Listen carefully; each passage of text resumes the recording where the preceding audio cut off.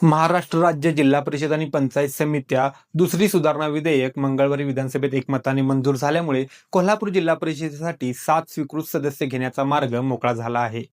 सदस्य संख्येच्या एकूण 10% स्वीकृत सदस्य निश्चित करण्यात आल्याने 68 सदस्य संख्येसाठी 7 सदस्य नियुक्त करता येणार आहेत. यामध्ये महायुतीच्या 5 आणि काँग्रेसच्या 2 लोकांना संधी मिळण्याची शक्यता आहे. जिल्हा परिषद पंचायत समित्यांसाठी 7 फेब्रुवारीला मतदान झाले आणि 9 फेब्रुवारीला निकाल लागला. मंगळवारीच अध्यक्ष आणि उपाध्यक्षांची निवड झाली आहे. 3च महिन्यांपूर्वी महसूल मंत्री चंद्रशेखर बावनकुळे यांनी मुख्यमंत्री देवेंद्र फडणवीस यांच्याकडे जिल्हा परिषद आणि पंचायत समित्यांमध्ये स्वीकृत सदस्य घेण्याची मागणी केली होती. त्याचवेळी ही मागणी पूर्ण होणार याची अनेकांना खात्री होती. त्यानुसार सर्व प्रशासकीय प्रक्रिया पूर्ण करून मंगळवारी 17 मार्च रोजी विधानसभेत या कायद्यातील दुरुस्ती मंजूर करण्यात आली. त्यानुसार आता स्वीकृत सदस्य निवडीबाबत सविस्तर निकष आणि सूचना आल्यानंतर तीही प्रक्रिया सुरू करण्यात येणार आहे. जिल्हा परिषद आणि पंचायत समितीच्या निवडणुकीत माघारीसाठी अनेकांना स्वीकृतचा शब्द देण्यात आला होता. त्यामुळे ज्यांना आता स्वीकृतचा शब्द दिला आहे ते नेते आता नेत्यांच्या मागे लागले आहेत. 68 पैकी बहुतांशी सदस्य हे सभागृहात नवीन आहेत. नेत्यांच्या पत्नी, त्यांच्या मुलगी, त्यांच्या सुना. परंतु सभागृहात एकूणच कामकाजात समन्वय राहण्यासाठी महायुतीच्या नेतेमंडळींकडून जाणीवपूर्वक काही कार्यकर्त्यांना स्वीकृतपदी संधी मिळणार असल्याची चर्चा आहे. राष्ट्रवादी, काँग्रेस यांना प्रत्येकी 2 तर भाजप, शिवसेना आणि जनस्वराज्य यांना 1 जागा मिळण्याची शक्यता आहे. राष्ट्रवादीचे 20 सदस्य असल्याने त्यांना 2 तर काँग्रेसचे 15 आणि उद्धव सेना आणि स्वाभिमानीचे 2 मिळून 17 सदस्य होत असल्याने त्यांनाही 2 जागा मिळतील असे सांगण्यात येते. तर भाजप, शिंदेसेना, जनस्वराज्य प्रत्येकी 1-1 स्वीकृतची जागा घेतील. विधानसभेत दुरुस्ती मंजूर झाली असली तरी अजूनही याबाबत लेखी सविस्तर मार्गदर्शक सूचना जिल्हा परिषदेला प्राप्त झाल्या नाहीत. त्या प्राप्त झाल्यानंतर याबाबतची प्रक्रिया राबवण्यात येणार आहे. तरीही सध्या संपूर्ण जिल्ह्यात स्वीकृत जिल्हा परिषद सदस्यांच्या नावांची चर्चा सुरू झालेली आहे. तर आजच्या व्हिडिओमध्ये आपण त्याच नावांची चर्चा करणार असून कोणता पक्ष कोणाला संधी देऊ शकतो ते आपण या व्हिडिओच्या माध्यमातून पाहणार आहोत. सर्वात आधी या व्हिडिओमध्ये आपण राष्ट्रवादी काँग्रेस पक्षातील नावांची चर्चा करणार आहोत, कारण त्यांना 2 जागा वाटणीला येणार आहेत. सध्या तरी अशा कोणत्याही नावांची ऑफिशियल चर्चा नसली तरी राष्ट्रवादीकडून सगळ्यात पहिले नाव समोर येत आहे ते म्हणजे मंत्री हसन मुश्रीफ यांचे पुत्र नावेद मुश्रीफ. 2017 मध्ये झालेल्या जिल्हा परिषदेच्या निवडणुकीत पराभूत झाल्यानंतर 2021च्या गोकुळच्या निवडणुकीत ते विजयी झाले होते. सध्या ते गोकुळचे चेअरमन म्हणून काम करत आहेत. त्यांच्या नावाची चर्चा होण्याचे कारण म्हणजे जिल्हा परिषद सदस्य म्हणजे मिनी आमदारकी असते आणि त्यात जर स्वीकृत सदस्य झाल्यास तो सदस्य कोणत्याही एका मतदारसंघापुरता बांधील न राहता संपूर्ण तालुक्यात किंवा जिल्ह्यात काम करू शकतो. हसन मुश्रीफ हे सध्या 72 वर्षाचे असून 2029 साली त्यांचे वय 75 वर्षे असेल. त्यामुळे पुढची आमदारकी ते लढतील की नाही यावर शंकाच आहे.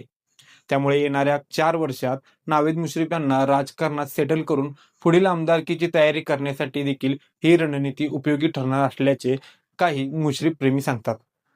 त्याचबरोबर येणाऱ्या काळात समरजित सिंह घाटगे हेच मुश्रीफ यांचे मुख्य विरोधक असणार आहेत.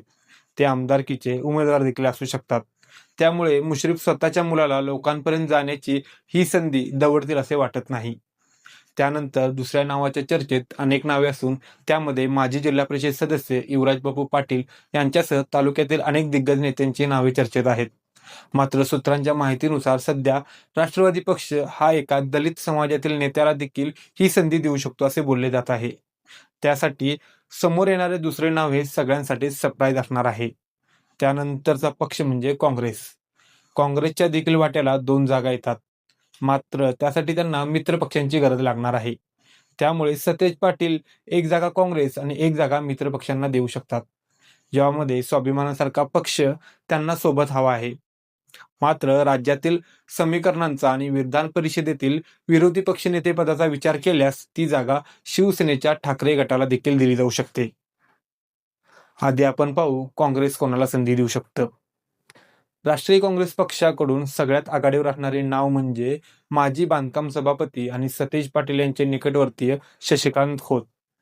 शशिकांत खोत यांनी 2024 साली झालेल्या आमदारकीच्या निवडणुकीत महाडिक कुटुंबाला अंगावर घेतले होते.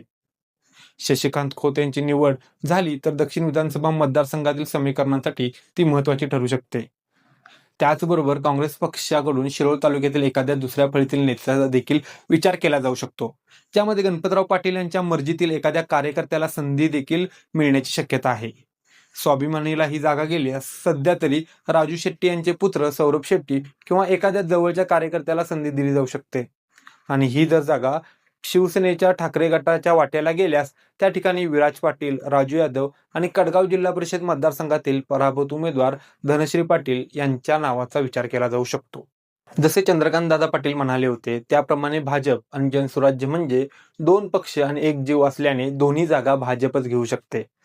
त्यामध्ये प्रामुख्याने भाजपमध्ये इच्छुकांची आणि दिग्गजांची भाऊगर्दी असल्याने देखील भाजपचे दोन्ही जागा आपल्याकडे ठेवून नेत्यांना संधी देण्याकडे मोठा कल असणार आहे. सध्या भाजपने कोल्हापूर महानगरपालिकेत स्वीकृत नगरसेवक म्हणून संधी देताना भाजप जिल्हा महानगर अध्यक्ष विजय जाधव यांना संधी दिली आहे. त्यामुळेच कोल्हापूर जिल्ह्यातील इतर जिल्हाध्यक्षांना देखील संधी दिली जाऊ शकते असे बोलले जात आहे.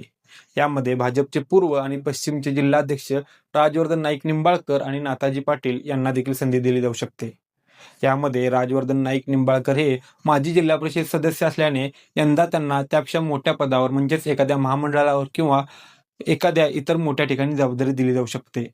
तसं काही येणाऱ्या नजीकच्या काळात घडणार नसेल तरच त्यांना स्वीकृत म्हणून संधी देणे पक्षासाठी महत्त्वाचे ठरणार आहे.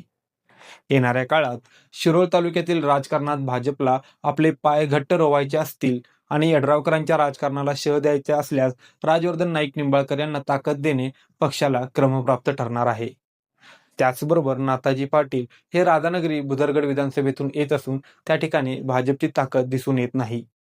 भाजपला ताकद देण्यासाठी सोबतच मंत्री प्रकाश आंबेडकर यांच्या राजकारणावर अंकुश ठेवण्यासाठी म्हणून भाजप त्यांना संधी देऊ शकतो. त्याचवेळी नाथाजी पाटील हे चंद्रकांतदादा पाटील यांचे निकटवर्तीय आणि विश्वासू असल्याने त्यांची देखील वर्णी एखाद्या मोठ्या महामंडळावर किंवा विधान परिषदेतील एखाद्या जागेवर लागणार असेल तर त्यांना सध्या थांबावे लागू शकतं. त्यानंतरचे नाव म्हणजे भाजपचे जिल्हा सरचिटणीस डॉक्टर आनंद गुरव. 2019 मध्ये करवीर विधानसभा मतदारसंघातून वंचित बहुजन आघाडीचे उमेदवार राहिलेले डॉक्टर आनंद गुरव हे गेले 6 वर्षे पक्षात सक्रिय असून ते गगनबावडा तालुक्यातून येतात. गगनबावडा तालुका हा नेहमीच काँग्रेसचा बालेकिल्ला म्हणून ओळखला जातो, तर शिवसेना हा तिथला 2 नंबरचा पक्ष आहे.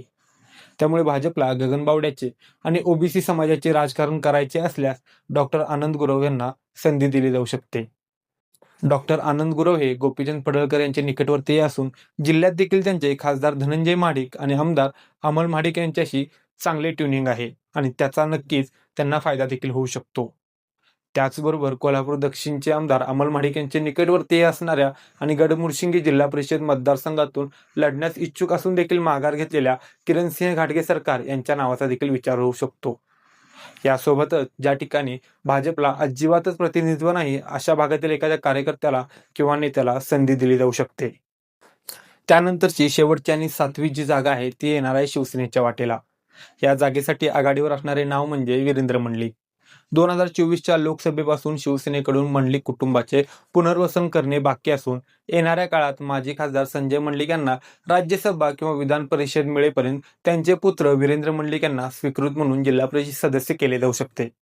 2029 मध्ये जर कागल विधानसभा निवडणुकीत शिवसेनेला आपले नेतृत्व उभं करायचे असल्यास त्यासाठी त्यांना मंडलिक कुटुंबाला आणि पर्यायाने वीरेंद्र मंडलिक यांना ताकद देणे गरजेचे ठरणार आहे. वीरेंद्र मंडलिक यांच्या नावासाठी पालकमंत्री प्रकाश आंबेडकर हे आग्रही राहण्याची शक्यता आहे. त्याचबरोबर महायुतीकडून घटक पक्षाचे नेते आरपीआयचे जिल्हाध्यक्ष आणि रामदास आठवले यांचे विश्वासू उत्तमदादा कांबळे यांना संधी देण्यात आली तर आश्चर्य वाटायला नको. यासोबतच इतर अशी बरेच नावी चर्चेत असून त्यासाठी लावण्यात येणारे निकष, शासन निर्णय आणि पक्षांची रणनीती यावर बरेच काही अवलंबून असणार आहे. आता मला एक गोष्ट तुम्ही कमेंटमध्ये नक्की सांगा, तुमच्या मते कोणाला स्वीकृत सदस्य बनवायला हवे आणि कोणता पक्ष सर्वात स्मार्ट मूव्ह करेल आणि आपली ही जागा येणाऱ्या भविष्यासाठी सिक्युअर करेल. आणि जर तुम्हाला महाराष्ट्राच्या राजकारणाचं असं डीप अनालिसिस पाहायचं असेल तर व्हिडिओला लाईक करा, तुमच्या मित्रांसोबत शेअर करा आणि आपल्या विशाळ चॅनेलला सबस्क्राईब करायला विसरू नका. जय हिंद, जय महाराष्ट्र.